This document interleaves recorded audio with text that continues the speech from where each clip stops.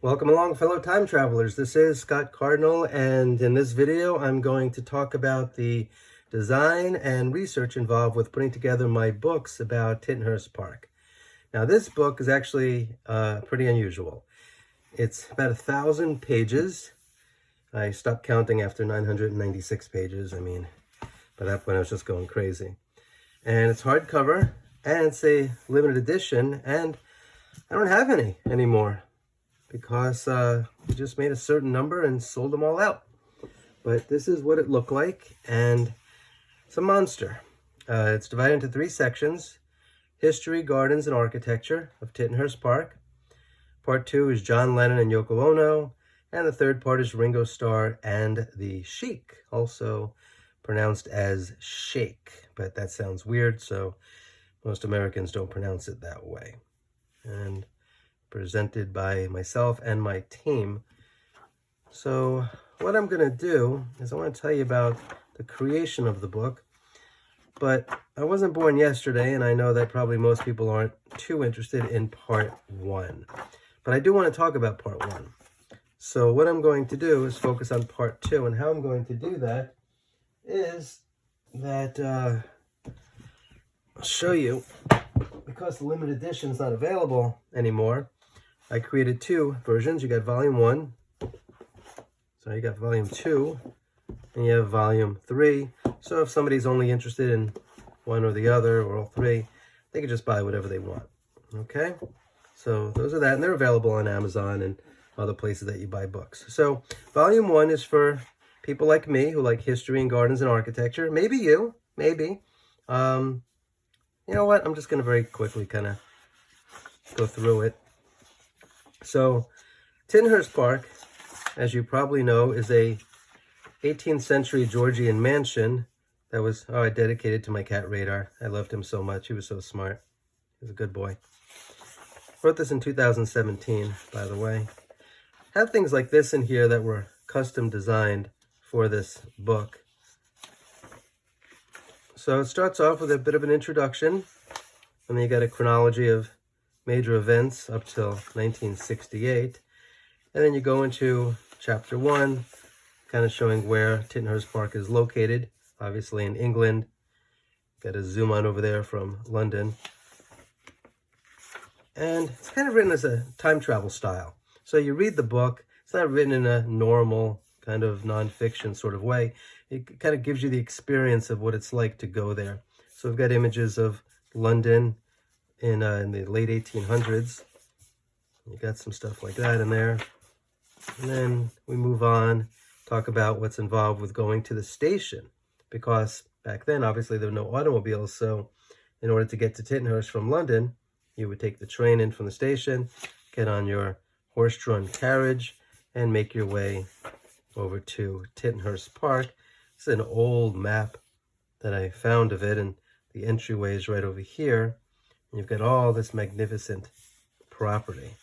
And I've got lots of illustrations that were done because, honestly, there weren't that many photos. I mean, you've got photos with the Beatles, but there's no way in the world I was getting that. They don't give anybody really much permission to do anything.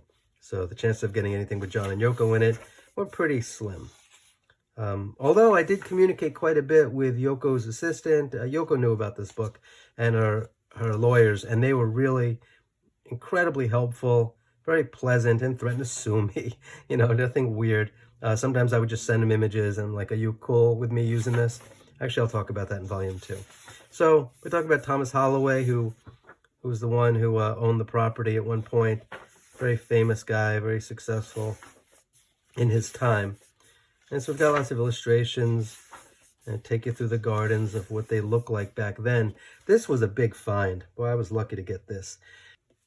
Tittenhurst Park was referred to as a museum of trees. And so I've got this vintage site plan. And you see all the different trees that were planted at Tittenhurst Park. And you can look at this site plan and get an idea of where they're all located. How cool is that? So the mansion's up here. You got the greenhouses. The property goes all the way down here. It's actually a cemetery down there that's not on the property. And then there's Jane Holloway and Thomas Holloway. And then I've got lots of information on the types of trees that were available on the property to view and to enjoy. And of course, there are glass houses, so I have information on that. Then you've got the Keepers Cottage. You've probably seen this before. It was featured in three of Ringo Starr's videos, because he shot some on his property.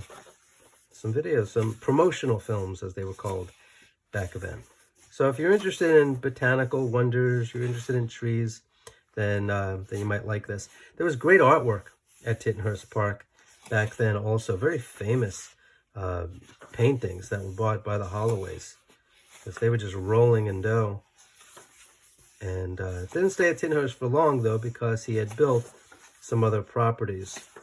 He built a college for women, and he built a sort of an insane asylum, say, not a nice way to say it, but he built something for middle-class people who had some emotional or psychological issues, because there was always stuff for the poor, and there was always stuff for wealthy people, but there really wasn't much for the middle class, and so Thomas Holloway financed that sort of thing. And so, kind of moving along, lots of information. This is where they are now, at the St. Michael and All Angels Church. Here it is, Holloway Sanatorium. So, kind of go into a little bit of what asylums and institutions were like at the time. Now, he financed that on his own. Now, Tittenhurst Park's enormous. You've got over 70 acres, incredible Georgian mansion, and it's more than enough. They didn't have any kids, so it was he and his wife and some relatives. But imagine if he wanted to, this could have been his house. I mean, he had the bread to be able to finance this entire thing. Just wrote checks, paid for it all. Astonishing. And so I got lots of information on that and how it was all designed and what the inspirations were for the design. And this gives you an idea of the interior of this incredible structure. Beautiful. And then he financed what's known today as, well, Royal Holloway College. Who knows, the name may have changed. So this also inspired this famous building here in France that you've probably seen before, which has the stairway in there that was, they think that it was designed by Leonardo da Vinci. So once again, this guy had so much bread, he just wrote a check, or maybe a couple of checks, to finance that. That could have been his house if he wanted to. That's how much money this guy had. It's astonishing. I mean, look at this thing. Who could finance that? One person. Amazing. And so I've got lots of information on that. And then some artwork that's at the college. So if you're interested in that sort of stuff, very famous paintings. And then it was purchased by Thomas Lewinsky, and he lived there with his family. And so got some information on them and the sort of thing they were in. And then I came across these really great black and white photos, and I had them colorized. And so you get an idea of what the gardens were like. And then I put in some vintage botanical illustrations of the different types of trees that were on the property, and many still are. So you've got lots of that. I love these old things, old botanical illustrations. Here's some more vintage black and white photos that I had colorized to give a better idea of the details of the gardens. This is very famous, the weeping blue cedar. You probably saw that with the Beatles, standing underneath it, underneath the branches. Got a monkey puzzle tree. That's pretty amazing. And then you get into the early and middle of the 1900s, and some of the other people. Here's some great interior photos. These also were black and white, and I had them colorized. You've got the dining room. If you're a Beatles fan, you've seen this famous photo taken in the summer of 1969. John Lennon sitting right here, and Linda, I think's in the photo, and a few others. The other Beatles sitting at the table. John, I think, has his feet up here and pushing back. So there's that. Then you've got the bedrooms, and then you have the entry hall, which is like a monstrous room in itself. And you've got the staircase going upstairs to where John and Yoko had their bedroom. And then you've got this famous fountain of Diana statue. And you've got this long gravel path leading up an ascending slope into the house. So you've got that, and got this other owner, Ms. George Mosenthal. And then I've got some more of these color illustration photographs. They were black and white. I had them colorized to get an idea better of them. And then Peter Cadbury. Yes, that Cadbury. You're thinking of the chocolate. He bought the property. And so you've got some information on that. There's actually a really good video showing him riding around in a lawnmower and cleaning the pool, which I'm sure he only did for his photo. Another great photo of the Blue Atlas Cedar at Tittenhurst Park. More information about Peter Cadbury. But anyway, lots of botanical stuff, got some floor plans in here of what the size of the house and where things were located at the time. So anyway, that's part 1. I like it, volume 1. So volume 2, John Lennon, Yoko Ono. This is an illustration, so nobody needs to threaten to sue me over using a copyrighted photo. It is not a photo, it's an illustration. So you've got that, John and Yoko. And like I said, a lot of things I couldn't get permission to use, but I wanted to use. So if I couldn't get a photo, I would either illustrate something myself or I would hire an illustrator to do it for me, depending on how much time I had. Another chronology of major events. This one going up to 1973, when John and Yoko left Tittenhurst Park. They moved to New York, and they eventually sold it to Ringo. Actually, they sold it, and they left, what, 71? And then, 71 and 73. So it pretty much sat empty for 2 years. Not really, though. John and Yoko's friend, Dan Richter, who wrote a wonderful book that you should check out. Go on Amazon, type up Dan Richter, R-I-C-H-T-E-R. I think I'm saying that right, Richter. Nice guy. In fact, you know what? I'm going to take a minute.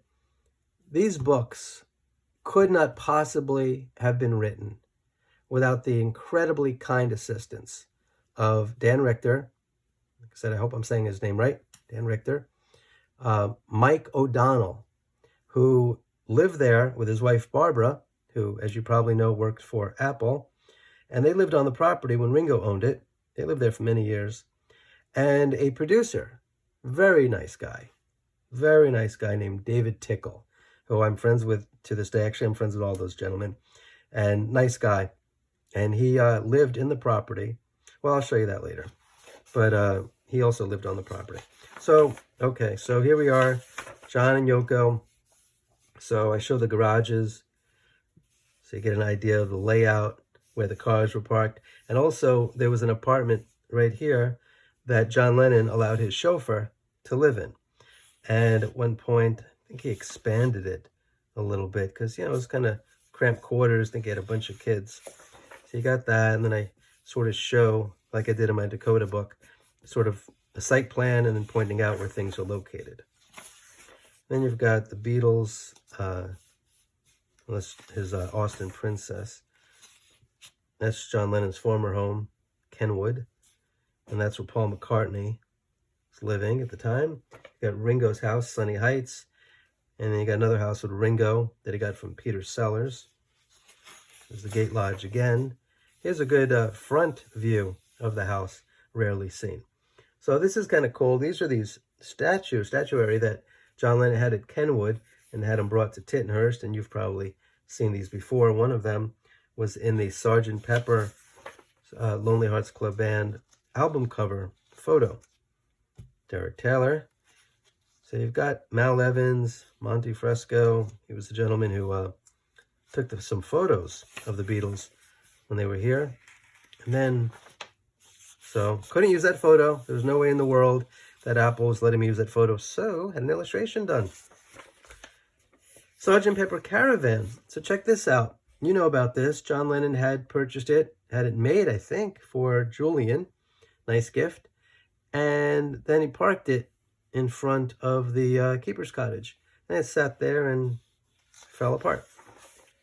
So at one point they brought it to the island that John Lennon owned. I've got these great historic photos. Oh, Julian, there's that. And so I've got lots of illustrations of the Keepers Cottage. I got the layout of it. And, oh, another blue Atlas cedar. Another view of the Keepers Cottage. Actually, I think I have more photos of the Keepers Cottage than I have maybe even of the house. And this is cool. This is the Cape Dutch cottage that's on the property. And you may know it as the temple, because John Lennon allowed some Hare Krishna devotees to be able to stay there while they helped him out on the property. And then these are cool. There's actually these forge cottages, and the reason they're called the forge cottages is, you know, hundreds of years ago there was a forge, and the people that worked in the forge lived here in these cottages. And so you actually had 4 of them. You probably saw this from Beatles, the Beatles photo shoot as well. But this is kind of cool. Mike O'Donnell actually was kind enough to help me figure out the floor plan for this. So there's staircase. They all had fireplaces to be able to do that and be able to stay warm. Okay, so back to the house, you get an idea of the layout. So this is where John and Yoko's bedroom was, this whole entire thing. And you know the Imagine promotional film where John's playing the piano, you know, Yoko's walking around opening the shutters. So that was right there.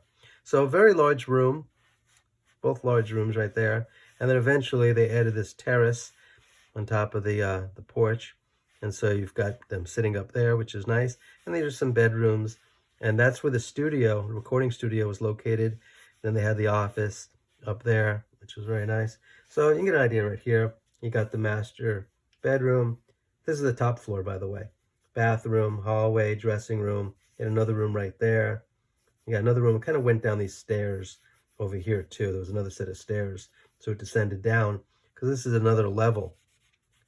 It's not the same height, the different portions of the house. So it's easy to assume that this area was purchased first. It's a mansion in itself.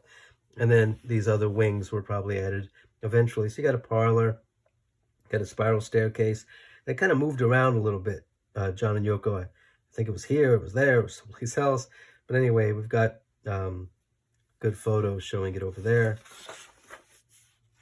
And then you got some life at Tittenhurst Park for John and Yoko. And I had some photographs, and they were filled with like John and Yoko's junk everywhere. I mean, there's just creepy stuff, things everywhere. They had just moved in, so they probably have better photos. Yoko probably has lots of great photos, but I didn't have any. And so what I did is I had illustrators working for me, and I would just give them the photograph with all the junk all over the place.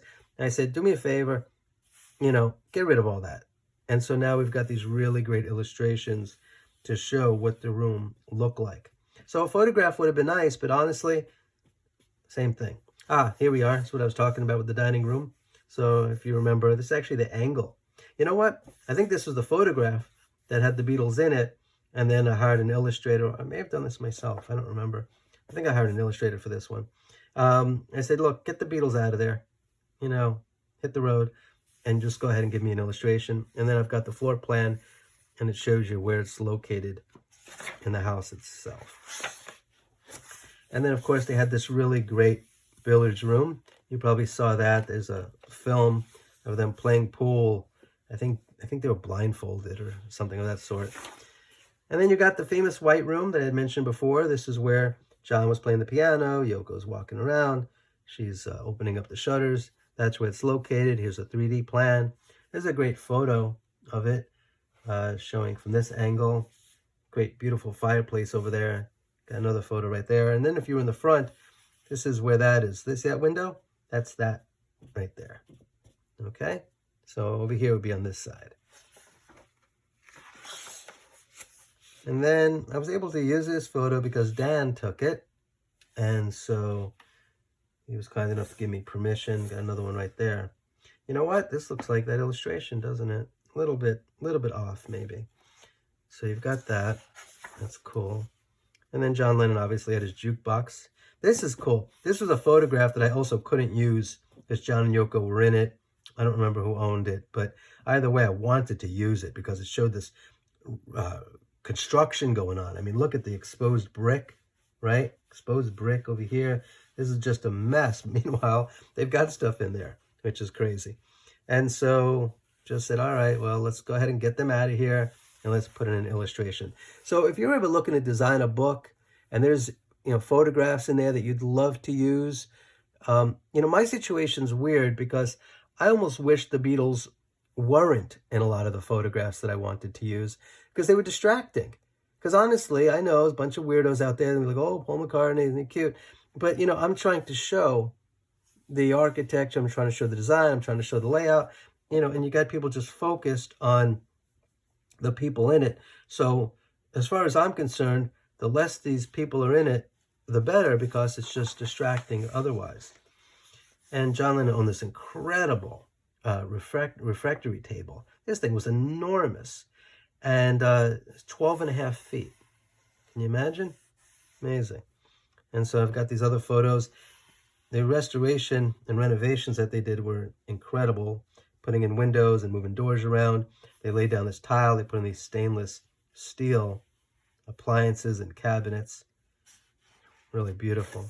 There's this jukebox over there. And then you go upstairs and I kind of try to give an idea of where things are located. And then there's that terrace that I mentioned before, and that gives you an idea of where that's located. And then this was there was a photograph. I think John and Yoko were in it. And I'm like, get rid of them. So we had these illustrations done, so they're not there anymore, and you get an idea of looking out the window there. This photo, this actually I was able to use. I think somebody who worked for John and Yoko sold it or put it online or something of that sort. But either way, so that's it. That's their bedroom right there. Beautiful fireplace. Toilet.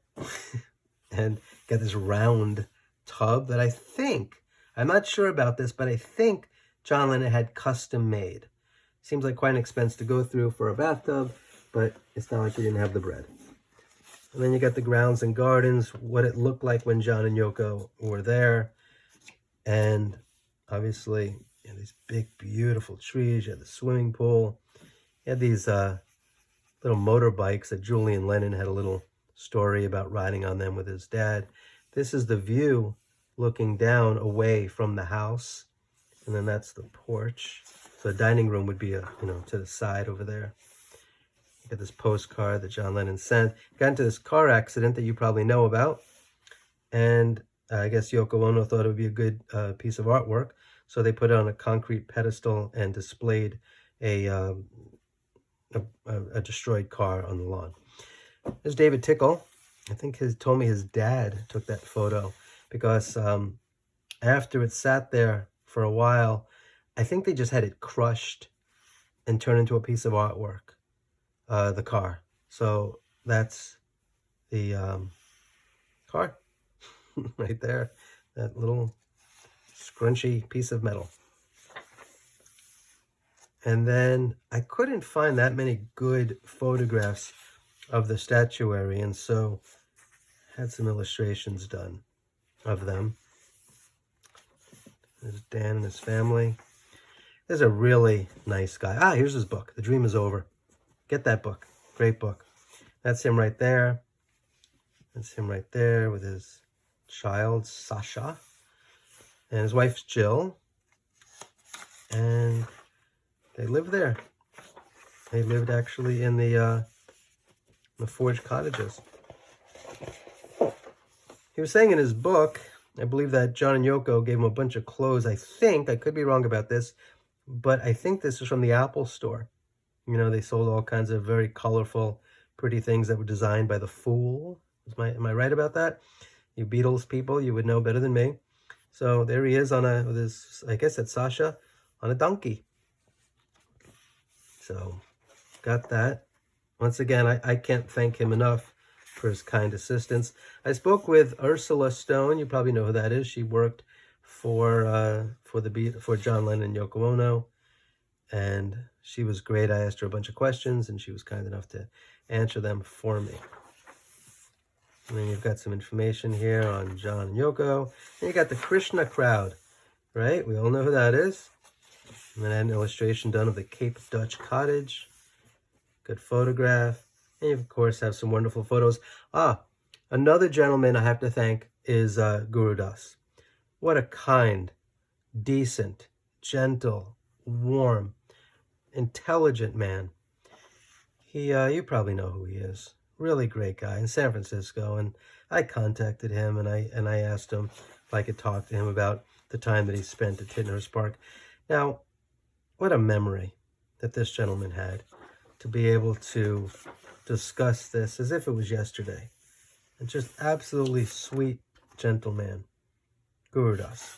Roger Siegel. So check him out. I had floor plans done of the Cape Dutch cottage. Guru Das actually provided this to me. He actually wrote this himself. I first went to England while on a mission to share Krishna consciousness with the people of Britain. At that time, John Lennon had just purchased a vast estate near Windsor Castle, about a 2-hour drive south of London. There were greenhouses and nurseries. The previous owners had planted virtually every type of tree and shrub that would grow in the British climate. And then it goes on and on and on. I mean, really beautifully written. So nice of him to have done this. Patty Boyd, one of the nicest people you could ever meet in your entire life, an absolute angel. That's George Harrison right there. Guru Das took these photos and he was kind enough to give me permission to use them in this book. And I appreciate that. It's John Lennon and Patty and George. Look at this enormous fireplace. And look at these great windows, right? That are on these like, pivots. So they don't open one way or open the other. They just kind of open in the center, which allows for better cross ventilation into the room. Remember, these were built 1800s. There was no air conditioning at the time. You've got them, and obviously they were living in the forge cottages. Priceless photo. When I saw this, and I knew I could use this in my book, I can't tell you what it felt like to be able to contribute something, to be able to tell the story of Tittenhurst Park. It's not just John Lennon. It's not just the Beatles having a photo shoot there. It's an incredible history. Incredible. And the story of Krishna, the Krishna devotees, being able to be there, and the springboard that it gave them to be able to accomplish what they needed to do in order to expand into the United Kingdom. Just really, it can't be understated.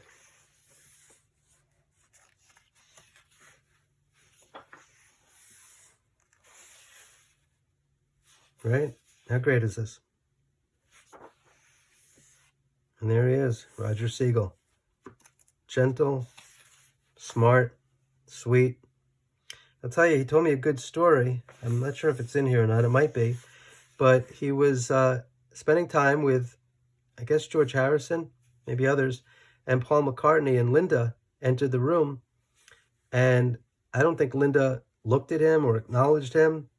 Just another guy dressed up in, I guess he was wearing robes or something of the sort. Linda was a sweetheart also. Beautiful, wonderful person, vegetarian. The things that she did to save lives, countless human and animal lives saved because of her fine example as a vegetarian. What a wonderful thing she did. The world's a better place because of Linda McCartney. Seriously, no joke. The world is a better place because of what she did with her cookbooks, vegetarian cookbooks, and her food line, and the wonderful example that she set. Full stop. Great person. Interestingly, though, Roger turned to her and started talking to her. Would you believe, and if this isn't proof that we're all living in a computer simulation, I don't know what is, but there's another example. He actually went to school with her, knew her before she was anything and before he was anything. And what are the chances in the entire world, of all the people in the world and all the places, what are the chances that two people in completely polar opposite circumstances got Linda married to one of the most famous men in the history of the world. One of the most brilliant songwriters and the biggest band in the world. And then you have Guru Das, who's doing what he can at the time and ever since to make the world a better place in his own way. And what are the chances that the two of them would meet? And they knew each other since they were, I think, teenagers. Good story. Ascot Sound Studios. This was the recording studio that John Lennon created. He actually had, thanks to Eddie Veal building it for him, the first residential recording studio in the UK. How cool is that? And now there were other recording studios, in houses and, Europe. So that's fine. But as far as actually living someplace full time, which is what John and Yoko were doing, and to be able to go down anytime, day or night, and to be able to record in their own studio, it's a pretty big deal. So I got the floor plan, and I wanted to bring it to life because most people aren't used to it. It's like, all right, yeah, floor plan. Most people don't get it. Then I stare at this stuff all the time, so I have a better grasp on how things flow. But I wanted to figure out a way to be able to explain it to people. So I had all these different angles done of the same room. And so the kitchen, right around here, had its own little phone booth. You got the entry to the kitchen. You had tape and film storage. In the back, you had stairs going up to the top floor. And then you had a control room. You've seen the photo probably of John Lennon at the control panel. And then you've got the studio. And then you've got a dark room that he had, equipment storage. There was a bathroom. And you had an exterior entry to allow access to the stairs that went down to the boilers. And you had instrument storage. And so you see it from different angles. So like, here's the kitchen. There's the dining room. There's the white room. This is the billiards room. You kind of have like a little secret hidden corridor. And this is the entry to the house. That's the photo I was talking about. John Lennon at the control panel in the studio. Photo provided courtesy of Veal Associates. Very nice of them. Appreciate that.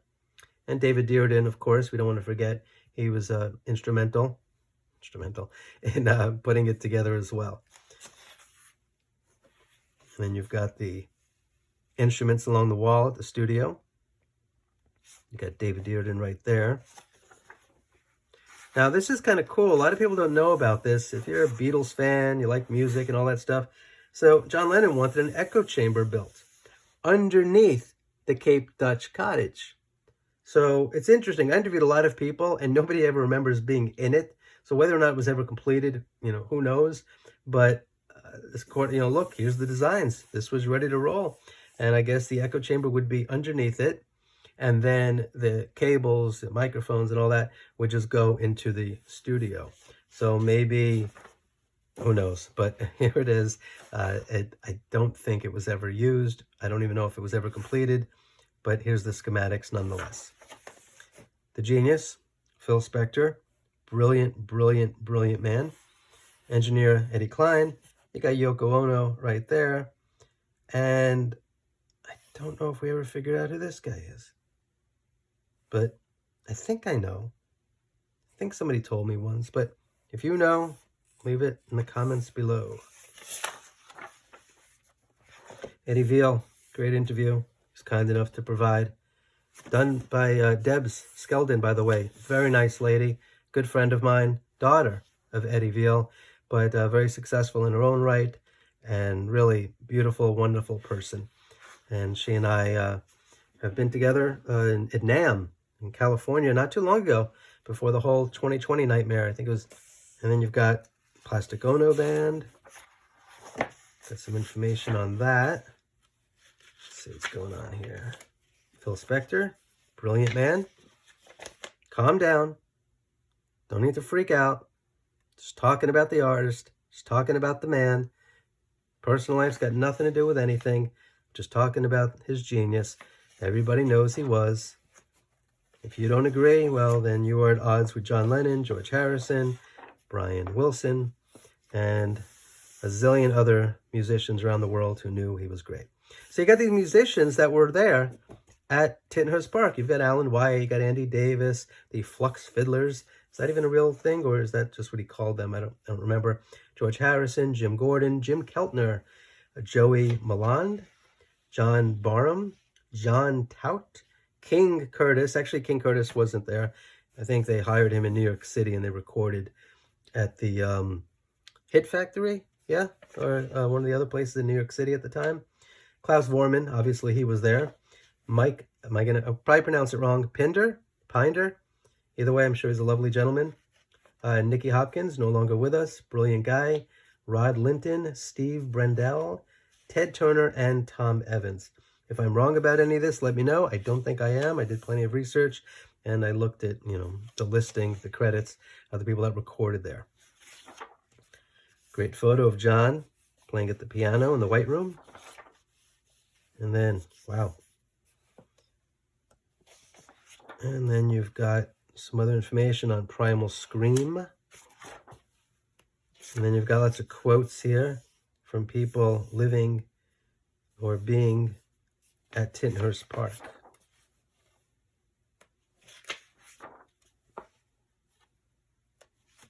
Diana Andrew, she was their assistant. Alan White, Eddie Veal. Got some information from Dave Dearden. Got some good photos of the estate. Look how pretty it is, right? I know a lot of people are fascinated by Friar Park. I mean, who wouldn't be? So detailed, so intricate, right? But look at the simplicity right here. I write and I teach and I lecture about design psychology. And a lot of people wonder what in the world that means. But you have somebody like John Lennon, who's a genius, right? He's got a million things coming into his mind and going out of his mind. And I say that in the most positive sense. The fact is, he always had a lot going on. A million ideas. You could see it. Brilliant guy. And the last thing that somebody like that needs is more stimuli that he doesn't need, that he can't do anything with, that might drag him down. And so you have this simplicity, right? Get the simplicity. And he's able to focus on whatever it is that he needs to focus on. And so there's something to learn by how somebody like John Lennon lived, how he chose to live. Because even after this, when he went to New York City, and yeah, he moved a little bit and he was in Los Angeles and all that stuff. But for the most part, they try to recreate this sort of feeling in the Dakota apartment building. With the reason being that, look how incredibly productive he was. And, the heroin obviously didn't help. But outside of the heroin, it was incredibly productive. I mean, he wrote Imagine in this type of environment. Now, we all love David Bowie. And we know David Bowie bounced around a bit, lived in Berlin, that sort of stuff. And so you say to yourself, John Lennon, would he have been able to write Imagine if he was living in Berlin? If he was going downstairs with all the craziness going on, would he have been able to write Imagine even years later living in New York City? I don't know. It's possible. I don't know. I don't think so. I think that this type of environment is what contributed to a sense of calm and serenity that he was able to enjoy, and it made him more productive. Great interview with this gentleman, Barry, great guy. Oh, this is a good guy too. Smart.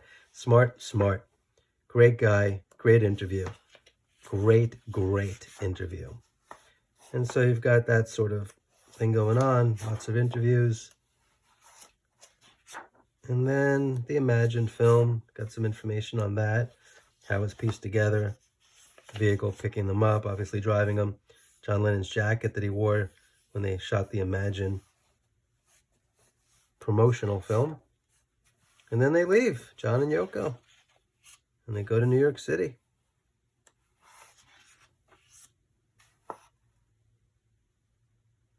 They lived in the top of the St. Regis, real kind of hoity-toity, frou-frou hotel. And then rented from Joe Butler of the Lovin' Spoonful. He was their drummer. Nice gentleman. Told me some good stories too that I've gotten here. And then eventually they moved to the Dakota. So that's part 2. And you know what? Should we keep on going?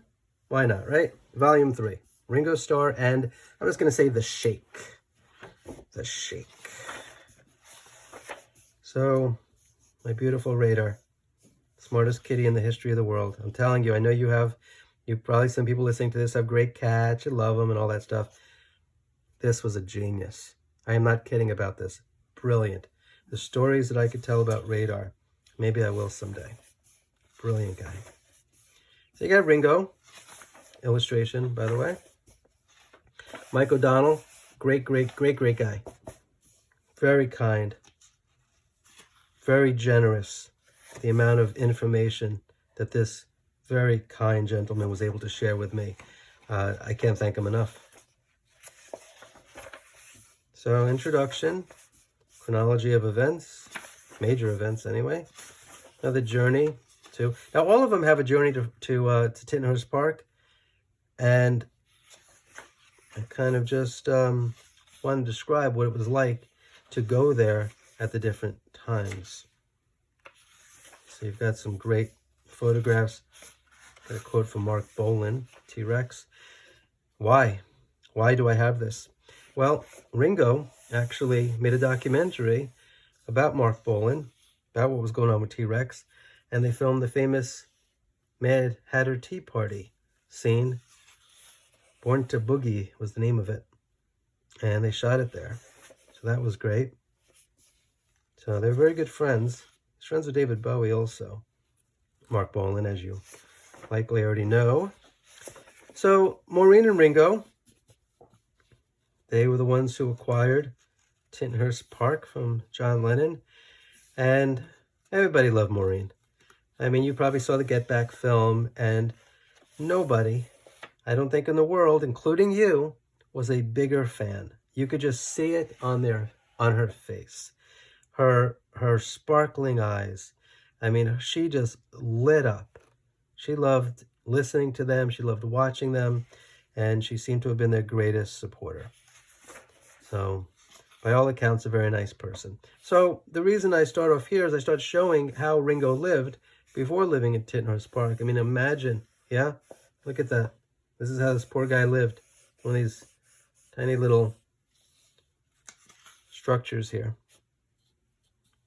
Poverty. I think that was his thing. Grew up with very little money. But lots of love in the family. Him and his mom. And then lived in different apartments. And nice apartments, of course. And then houses. And then he got Tittenhurst Park. So then I got Mike O'Donnell and Barbara Bennett. And this is the Apple crew, some of them. And there she is right there in the middle. And there they are living in the cottage. And I've got these 3D floor plans to kind of show downstairs and upstairs. Then there was a lot of renovations and restorations that got done. Ringo hooked up with Robin Cruikshank. Did I say that right? And he had, he modernized it. It's took out the 18th century fireplace and put in this stainless steel donut. So you got that. Different types of furniture in there. And the house kind of changed a little bit over time, and so I sort of show where the rooms were. And you've got the Gate Lodge. You get a better idea of cars and where things were located. And you've got the Keepers Lodge. Ringo's son, Zach, he married a very lovely lady, and they had a child, and they actually lived in this Keepers Cottage for a while. And did the best I can to put together a floor plan of it. Not the easiest thing in the world.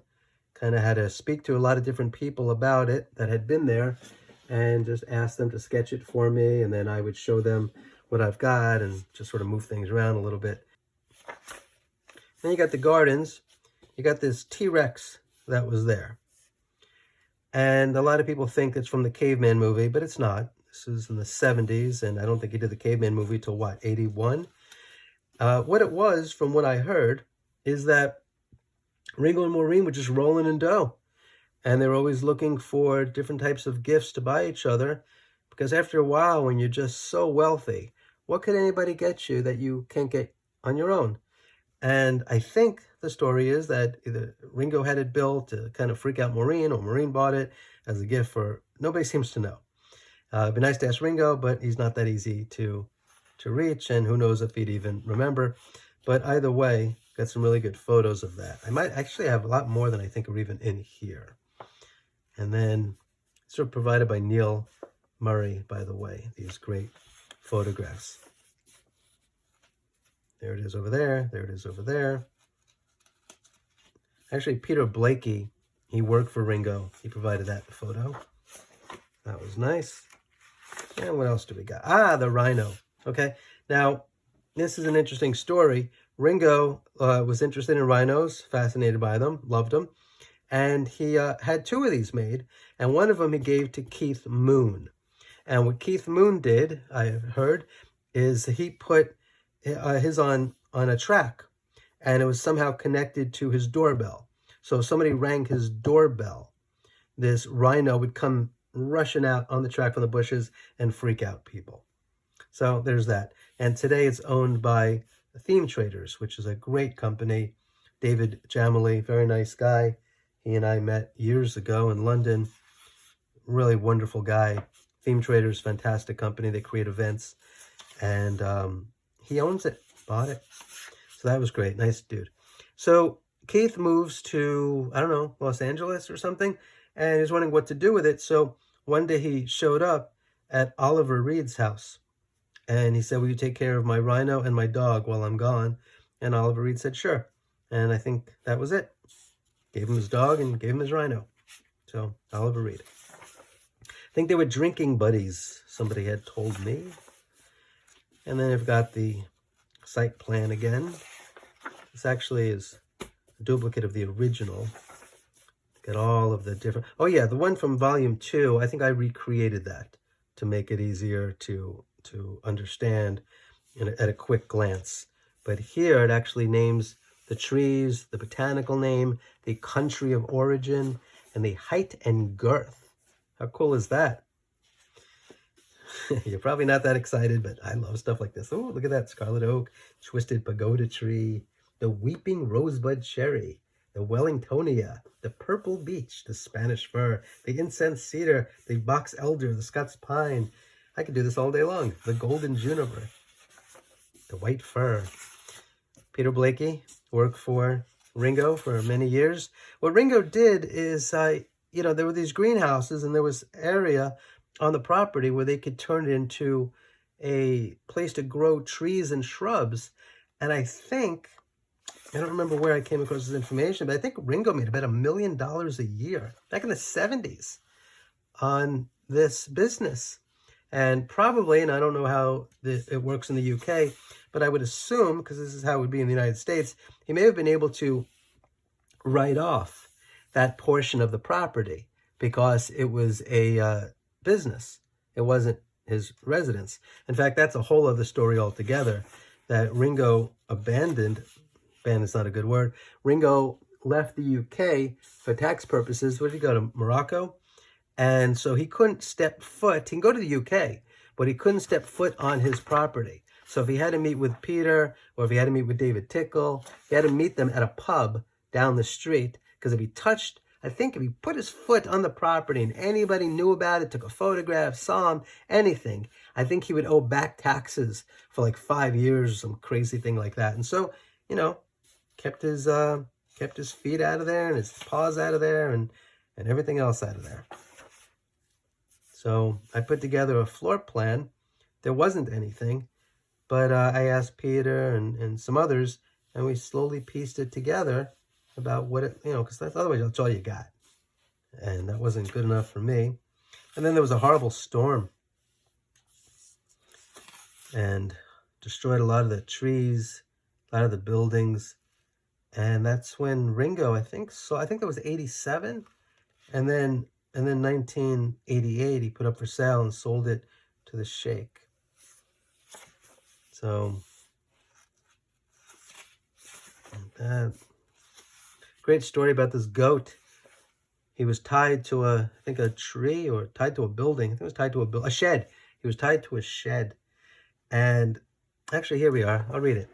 Billy Goat was a pet we had acquired from the local RSPCA, and who was moved around the park but left chained to the tin workman's hut to keep him from straying off. On the night of the big storm, he was tethered to the shed on the grass down by the nursery. The next morning, we went down to feed him to find both he and his shed had disappeared.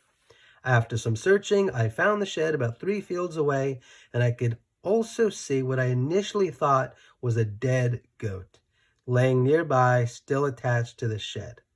When I eventually got close up to Billy, I realized he was well and healthy and sitting contented in the middle of my crop, munching away happily. Obviously, he had survived the flight over hedges while still attached to the shed and lived happily for another 10 years. How cool is that story, right? Awesome. You thought Tittenhurst Park, John Lennon, the Beatles, right? That's your story. That's all you know. And now, thanks to this, you know the story about Billy the goat who flew in the air and survived the big storm. Awesome. So from now, when you think of Tittenhurst Park, you think of John Lennon, Yoko Ono, the Beatles, and Billy the goat. Easy enough. And then I've got these great photos of the swimming pool. And it was located down this descending, sloping lawn. Got information here on, look at that, Tittenhurst Nurseries, right? Just in case you didn't believe me. Look at this, Tittenhurst Nurseries. And so you've got the idea here of how it worked. So you had all these different botanical wonders and a price guide. Look at that, 1985 price guide. And you get an idea of how many 1 through 25, 25 to 99, buy more than 100, your price is going down. And so you've got all these different shrubs, conifers, climbers, bare root transplants, container shrubs, herbaceous plants, pot transplants, trees, terms of business. So Sgt. Pepper Caravan, this is a good story. So, you know, John Lennon had it put together for Julian. These are also black and white photos, not all of them, some of them, and they had them colorized. To kind of, I mean, how do you have a black and white photo of this, you know? And so I've got lots of information on the Caravan. So what happened is Ringo, I can't seem to turn the page, but is that it? Ringo put it down by his swimming pool and used it as a changing room. So that was kind of cool. Startling Studios. So John Lennon used it, Ascot Sound Studios, and then when Ringo acquired the property, he called it Startling Studios. Yeah, so you got that. So 1,000 pounds a day in 1975 is the equivalent of about 8,000 pounds a day in 2017, which is when this was published. So what people would do, this was great. So you have a band, and instead of recording in London, New York City, you know, wherever, some big place, and you got people coming in and out and delivering pizza and girls and girlfriends and the whole shebang. And how do you focus in that kind of environment? And so what Ringo did is he skedaddled, right? He's no longer around. So he rented out Tittenhurst Park. So you got, like I said, $8,000 a day in 2017, 8,000 pounds a day, right? So what's that about $14,000? But the whole band can live in the house along with, you know, a producer, or they could bring their own engineer, even though Ringo had his own in-house engineer at the time, was David Tickle. And so you could go down there day or night and record. So, and they had a chef that lived there. And so you got your band and you go downstairs and you've got a chef making you breakfast, making you lunch, making you dinner, and having snacks provided throughout the day. And you don't have to clean anything. You don't have to do anything. And you've got this great environment. And so I was able, they put together a nice brochure talking about it, showing where you'll stay. You got the T-Rex in there in case that's appealing to anybody, right? You got the best equipment. You got a billiards room, another one. They moved this, actually. They broke up the white room into 2 different rooms. And so you've got this cool, look, there's that donut-shaped fireplace. You've got the billiard table. You got pinball machine. You got another one of those, freaky modern stainless steel tables right there. And so you got to hang out. Look at this. You got the dining room table. You got all these different bedrooms. You got a swimming pool. It's the Rhino. So you got a lot going on, and you can hang out, and you can get a lot of work done. And there were a lot of great people that recorded there, and many of them I became friends with, interviewing, obviously starting off with David Tickle. Great guy, brilliant guy. And I owe him quite a bit for all of his kind assistance when I was putting this book together. The generous amount of time that he gave to me will always be appreciated. So thank you, David. I got some great photos of him. You saw that one previously. So there he is in the control room. He is with Tony Levin and Gowan. Wow, this is another nice guy. Very, very nice guy. David Tickle introduced me to him. He was kind enough to give me some great photos of himself. If you don't know who he is, you probably do. In the 80s, he had that great song. What was it called? Strange Animal? Yeah, Strange Animal. And now he's in Styx. S-T-Y-X. You know the band Styx. So, Gowan. So he gave me these great photos. Nice guy. Oh, actually, this was Ron Kelly gave me this one. Stormer was a group. They actually were signed by Ringo's company, record label, and they went there and they stayed there and they performed. And something happened. I think Ringo dissolved his company before they had a chance to really start marketing this great band and all the great songs that they had recorded there. So these are some of the albums that were made thanks to Ringo renting it out. So Kai Olsen, very nice guy, very smart guy. And you probably know who his brother is. He's the drummer for, come on, Elton John. And then David Henschel recorded there, Hudson Ford, Maggie Bell. I tried to reach her. Impossible to find her. Impossible. I think Robert Plant knows her, but I didn't have much luck reaching him either. I probably have an easier time reaching him today, but back then, in 2017, all those years ago, wasn't so easy. So you got Graham Bonnet. Who else you got here? The Straubs. You've heard of Straubs. And Rab Noakes, another nice guy. Split Ends, you know who they are. This is interesting. David Tickle, actually, this is how that worked. I think David mentions it in here, so I'm not telling tales at a school. But I think that he was offered, okay, here's a set amount of money for being the in-house engineer, and that's all you do. And we'll pay you this amount. Or option B, we'll pay you, I think, a little bit less, but you could use the studio when it's not being used otherwise, and you could bring in your own bands and, engineer for them, produce for them, whatever it is you want to do. And so David Tickle, smart guy, I think he was 19 or something at the time, he said, yeah, option B, that sounds good. And so he brought in Split Ends, so he sort of, I guess, discovered them and brought them in and produced, at least one song for them, but, got them rolling, which was great. So that's a good story. Marmalade, you know who they are. You've heard of Judas Priest, nice guys. I spoke to them there. And you've got their great producer, Tom Alam, nice guy. I think I said that right. And what else do you have here? Got some other groups. You've got Brand X, jazz band. Actually, had an interesting relationship with them because I think it was Brand X that half the crew was American and the other half were British. And to save money, I think the record label rented out the studio and the Tittenhurst Park, and they used it for 24 hours a day. And so the American crew would sleep at one point, either in the daytime or at night, and then the British band would sleep either in the daytime or at night. And so they would just pass each other. I think they'd meet each other for lunch or dinner or breakfast or whatever it is, at some point where they pass each other. But for the most part, the record label really squeezed as much as they could. I mean, why not, right? You're paying for it and the studio's sitting empty. And Phil Collins, don't ask me how he did it. I'd love to contact him and ask him. But I think he was the drummer for both. So I don't know when the hell he slept, because he's playing the drums for one, he's playing drums for the other. So good story. Judas Priest, mentioned them. Def Leppard, also nice guys.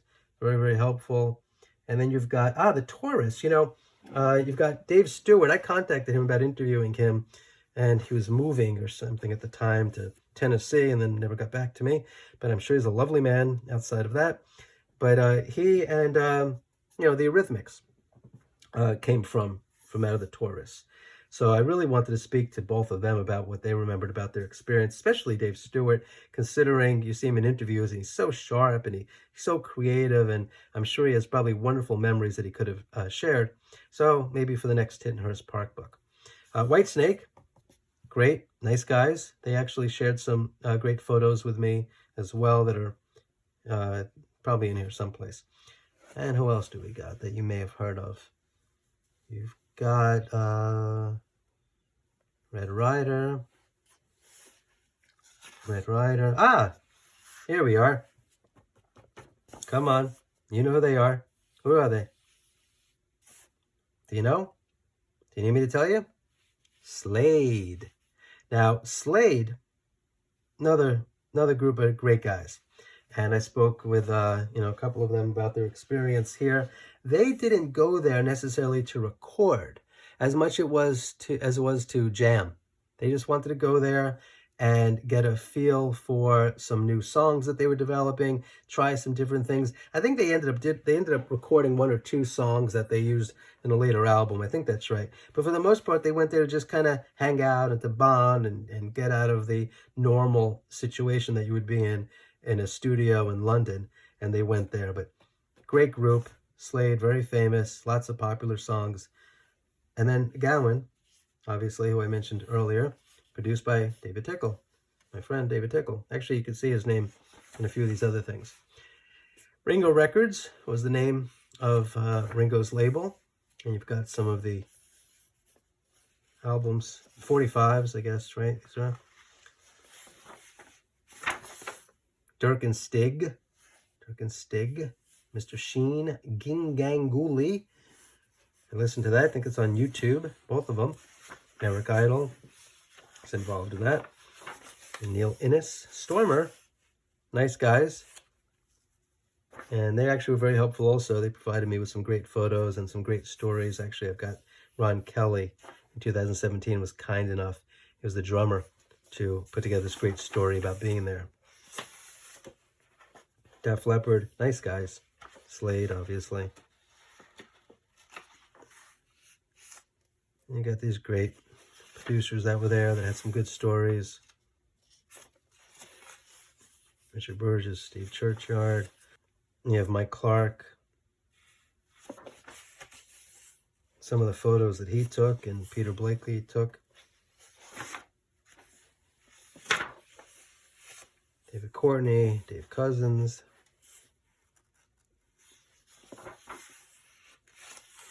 Another great guy, Charles Foskett, wrote a great book, Ashtray on a Motorbike, and this is an excerpt from it that he was kind enough to allow me to use. Go ahead and get his book, get a chance. Check out his work. Mo Foster, great guy, great guy. And of course, Gowan. This guy really amazing, very nice man. He provided these great photos for me. Strange Animal was his big hit that you probably have heard of. He really gave me some great photos. Really did. This is called the Wibbly Wobbly Way, and it went from where the garages are and the Forge Cottages. It goes all the way to the west side of the house. There he is at the Cape Dutch Cottage. There he is at the lake, and this is the East Garden. It's the entry to the west side of the house. So you've got the studios on the other side. You got these great signs. And of course, had these great musicians. Jerry Murata, I spoke with him. Nice guy. He actually has a nice recording studio in upstate New York. Good guy. And then, of course, you have Gowan again with the T-Rex. And here he is with the Rhino. Handsome dude, right? Good-looking guy. Nice guy. Talented guy. David Henschel, Mark Hayward, gave me a good story. Kernan, another great guy, great stories. These are some of the projects that he worked on. He worked with Cecil B. Devine. That was a good story. And yeah, he worked on Unleashed in the East. You know that album.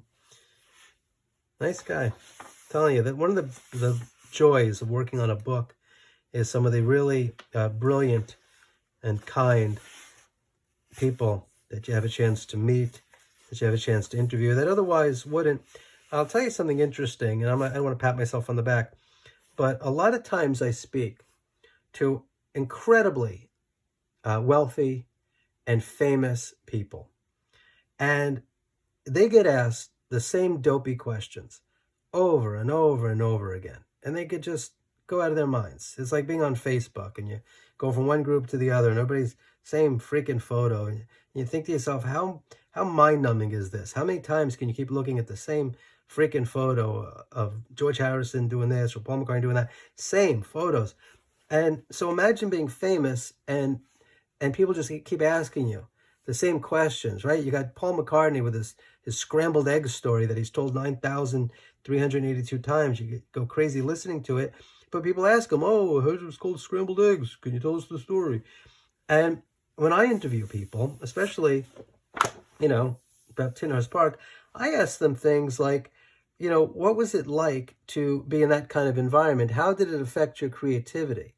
How did it affect your productivity? Was there anything about that kind of environment that inspired you? And you know what I'm talking about. It's like you have something on your mind, and the more you try to figure out a problem, the chance of you being able to solve it might be slim to none. And, Slim just took a vacation, right? So you might not ever figure it out.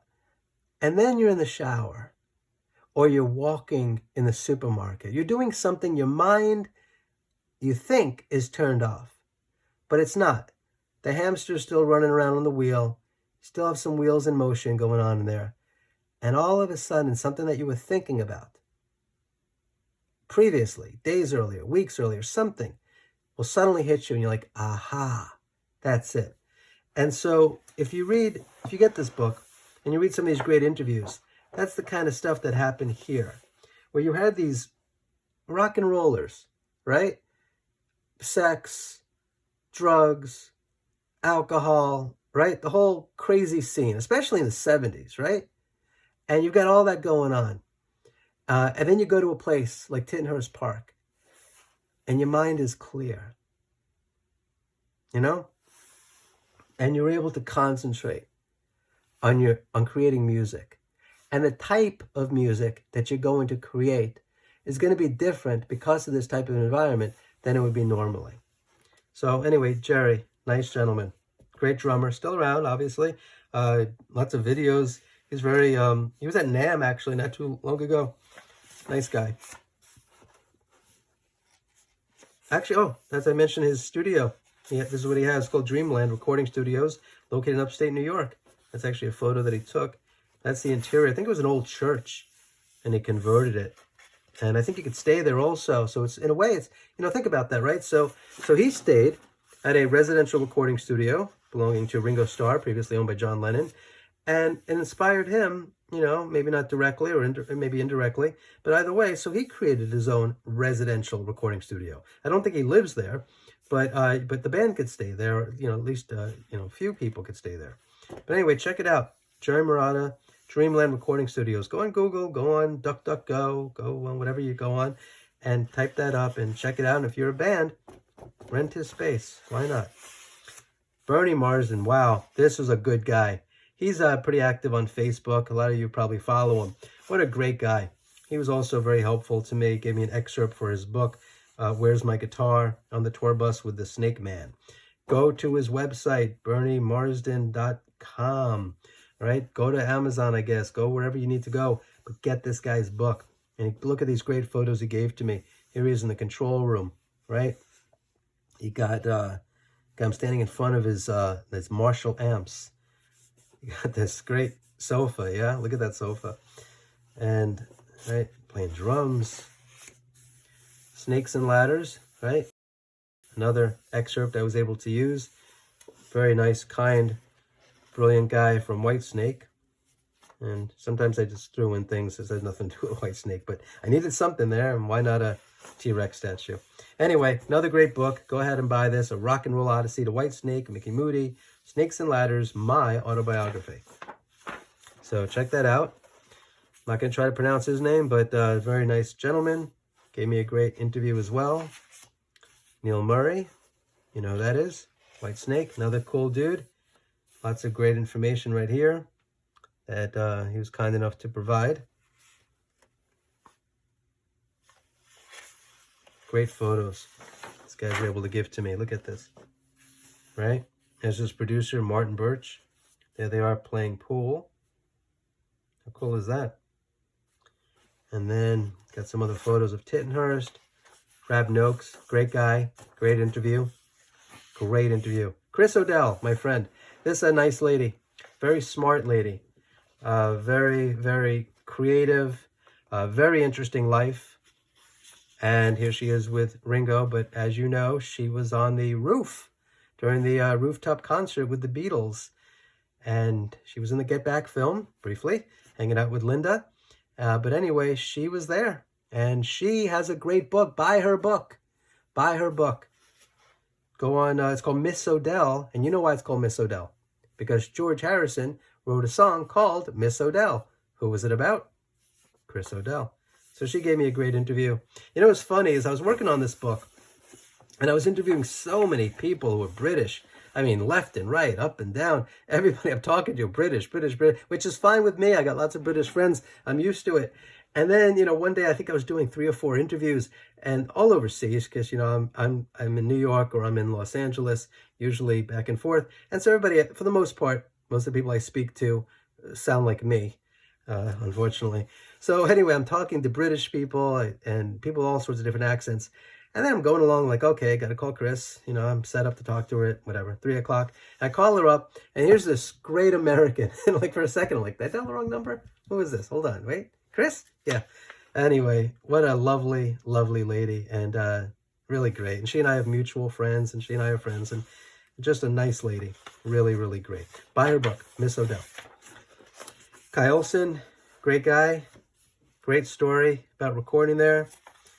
And his brother, also was kind enough to contribute to this book. So I contributed. I asked him. Says, "Come on, can you tell me about your experience being there?" Because he was there, and his brother's great, and he's great. So you got Mick Rogers, Don Powell. What a great guy! I'm not kidding. Great. Everybody I spoke to, I'm not even saying this, I'm not blowing smoke. These were really kind people. If they weren't, I wouldn't have put them in my book. Honestly, fuck them. Make believe I didn't say that. But if they weren't nice people, if they weren't kind, if they didn't have anything to contribute, there's no way I would put them in this book. This costs a lot of bread, you know, adding pages on here. And so these are just great people. You know why? Let me tell you why. When you're successful in whatever you do, you aren't filled with envy. You don't try to belittle other people. You're focused on what you're doing. And because you're a professional and because you have success, you view other people who are working hard in whatever endeavor they're in as an equal. You know, I know movies don't show that, TV shows don't show that. But for the most part, you know, I interviewed all these people, and they're like, okay, yeah, they're in a band, and I'm an author. You know, I wasn't beneath them. I wasn't above them. We're just 2 people talking. And I'm asking them stories that they never had a chance to tell. You know, nobody asks them about walking through gardens, about, you know, sleeping in John Lennon's house, you know, Ringo Starr's house, and being with the band, and to be in a type of environment that normally they would not be in. And to just speak to them about that kind of thing, they appreciated being asked different stories. And Don Powell's great. He actually has an interesting story with his memory. He does not have short-term memory because of a car accident that he was in. but he has long-term memory. And so I spoke to, I think, his girlfriend or his wife beforehand, and she just, wanted to remind me of that. So I think if I asked him about something from a week ago, he wouldn't know what the hell I was talking about. But I asked him about something from 40 years ago, and he could talk about it like it was last week. I mean, it's sharp, and just a great guy. And an accent that, let's just say, his interview took a little bit longer to transcribe than some of the other people. But what a gentle, kind, decent, brilliant man. That's how he speaks. Look What I Done by Don Powell, My Life in Slade. Buy his book. Great book. I read everybody's books because I wanted to see what they had to say about being at Tittenhurst Park and just learn a little bit more. And I also wanted to be able to ask questions that maybe, they hadn't been asked before. Or if there was a story that they tell that I thought was relevant to Tittenhurst Park, then I would be able to ask them about it as well. So it was respectful to be able to read their books and see what they had to say about different things. Doug Thompson, another great guy. He went to Tittenhurst Park and he did a series of interviews with Ringo, really classic stuff. So he was kind enough to provide me with these great photos as well. Some pictures. And this next page better be important, considering how long it's taken me to turn the page. Am I 5? Okay. Memories of Keith Smart. Nice guy. Musician. You're probably friends with him on Facebook. He's popular on Facebook. Good guy. And he was in a band, recorded at Tittenhurst Park. Squeeze. Here we are. Another couple of great guys that I interviewed. The main dudes, of course. And really great. Chris was obviously, I think, the first one that I spoke to. And he was kind enough to tell me a little bit about it. And so they filmed, up the junction. There's a line in there where he said, sitting in the kitchen, right? Mentions being in the kitchen. And so they filmed the music video for Up the Junction in the kitchen at Tittenhurst Park with all of John Lennon's cabinetry. But at the time, obviously, it was owned by Ringo Starr. And then you have Cool for Cats, right? And then I interviewed Glenn after that. I just saw Squeeze in concert, by the way. Great. They sound great. They sound really, really great. After all this time, really fantastic, energetic. And obviously, these guys are brilliant songwriters. So they filmed that, and they filmed Cool for Cats inside of the Cape Dutch Cottage on the Tittenhurst Park property. I've got information on there, things we spoke about. And then Ringo, I guess something happened with Maureen. Did she pass away, I think it was? So eventually he ends up marrying Barbara. She may have still been alive, I guess, at the time. I don't really know. But he hooks up with Barbara, and there she is. A caveman, right? Gets the smoking hot wife. And they go to Tittenhurst Park, and you got these great photos of them. And some of the projects he was involved with while he was living at Tittenhurst Park. Thomas the Tank Engine and Friends. I don't know really what that is. I know it was popular. Children's series in the morning. I think Ringo was either that guy, train conductor, Mr. Conductor. And then I had some photos of the entryway. But I had one going this way and one going that way. And I didn't have a full on. And it sucked because these were great photos. You see like this right here is this angle right here. And so what I did is I gathered some of the photos that I had. And then we just put together an illustration to show when you walked in R&B, right? Ringo and Barbara. And then they had these ornate statuary of sheep. So in the tile, you've got the star, you've got this clock. And then you got a jukebox right there. And you got the staircase going up. And then this is what Ringo did. So I told you we did a lot of renovations. So we did like the donut fireplace. And then he got rid of all the cabinetry, the stainless steel cabinetry, and he made it more of a home. You know, I guess he put in these beams, but made it more warm. You know, not all that just white, white, white. You know, the way John and Yoko lived, I told you, I'm all for it. It was perfect for the way he wanted to live. I don't think he didn't have any children. What do you have? Julian that came to visit, was it one time? You know, so it wasn't really a house filled with family. But Ringo, on the other hand, did have a family, right? He had kids galore. And so he created the type of environment that would work best for him and his family. And he created a warm environment.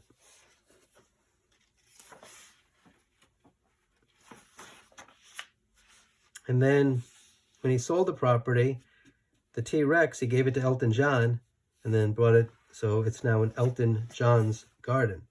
And that's actually it. That's where Elton lives. It's Elton's incredible mansion, right? Woodside is the name of it. And he's got the T-Rex in there. And then I had all these great photos of Tittenhurst Park in the snow. I really wanted to use them, right? And so, got that. And then the Sheikh bought it. A lot of people wish that Tittenhurst Park could stay the same as it was, but the Sheikh loved the gardens, and he had the money to be able to restore them, and the house. You know, he enlarged the house as he needed to. Got a lot of kids, a lot of wives, and he also was a head of state, and so they needed to increase the security. So they strengthened the walls, made it, I think, bomb-proof. And I had some photographs that I couldn't use, so we just had some illustrations made of the space. Then he hired Charles Funk and Associates, and they went in there and were able to restore these beautiful, I didn't colorize these. These are actually the photographs. And how awesome is this? I mean, this shows actually what was going on before and what they did. So here's the mansion up there, and they had this beautiful circular, and they enlarged circular garden. They expanded the size of the lake, not only over here, but up to there as well. Lionel Fanshawe was involved with so beautifying the gardens. He's got these great photos, water streaming. Built a lake house. Look at these beautiful walkways, places to stroll. Lake house. And then what he did is he enclosed the swimming pool. You see the Cape Dutch Cottage up there, right? And you see how it descends down the slopes. That seems to be an underground tunnel to get from the house all the way down to the pool. And I know that the structure is bulletproof and bomb-proof. So if you're looking to go after the Sheikh, you're not going to have much luck getting to him while he's in the swimming pool. Or even getting on the Tittenhurst Park property. And you shouldn't, because he has, it's not, the Sheikh passed away who bought it from Ringo, so now his son is in charge of the United Arab Emirates, and I assume that the family still owns the house, or the United Arab Emirates own the house. But either way, fixed up the house beautifully, and Cape Dutch Cottage, there's the Forge Cottages, there's the original garage, there's the mansion, that's where John Lennon's recording studio was at one point, swimming pool down there, and then, you know, they just really beautified it. These are some contemporary photos showing you how it appears today. And then the Cape Dutch Cottage, they really restored it and renovated it and repurposed it. So you see how there's a great deal of space underneath it. And so it's safe to assume that this is where John Lennon wanted to build the echo chamber. And I think that what the Sheikh did is they created living space, for staff, accommodations for the staff. And then this map kind of gives an idea of the dimensions of some of the gardens and the lake and the distance of things on the property. So I'm pretty detailed when it comes to stuff like that. Little OCD, I guess you could say. It's just sort of interested in knowing how things work. I've never been there, and I'll probably never go there. And I was just wondering about, how big everything is and how far things are from each other. I think if I ever had a chance to go to Tittenhurst Park, one thing I'm interested in more than anything, to be honest, I wouldn't even be interested so much in going into the house. I would love to stand like right here and see how high the plateau is that the house is on, and see how it descends down further and further from the house and the beautiful museum of trees that are on the property.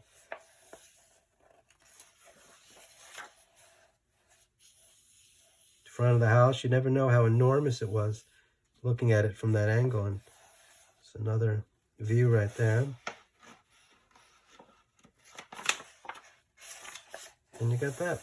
That was a black and white photo that I had colorized.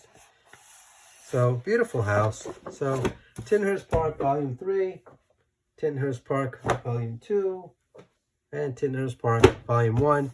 I'm sure you can imagine the amount of time and effort that went into this, but I loved every moment of it. It was really just great to be able to tackle a project like this.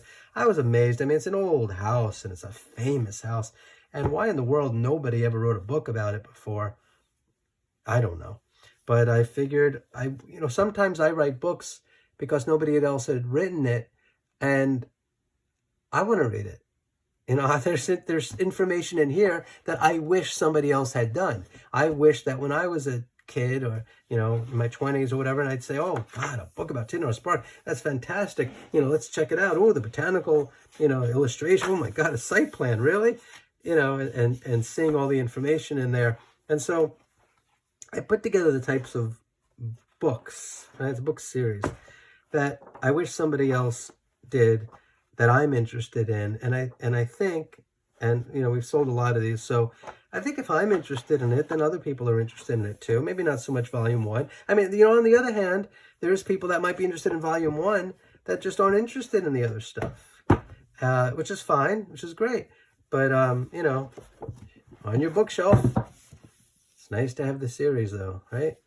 So I hope you enjoyed this. I hope I didn't bore you to death. It's entirely possible. Wouldn't be the first time I bored somebody to death. But either way, Tittenhurst Park, home of John Lennon, home of Ringo Starr, but so much more to know, so much more to learn. And if you know somebody that's interested in architecture, architectural history, English country houses, design psychology, garden design, John Lennon, right, Ringo Starr, if you're interested in that sort of stuff, this might be for you. Anyway, I hope you enjoyed this, and maybe I'll do others in the future. Until next time, I wish you safe travels on all your journeys.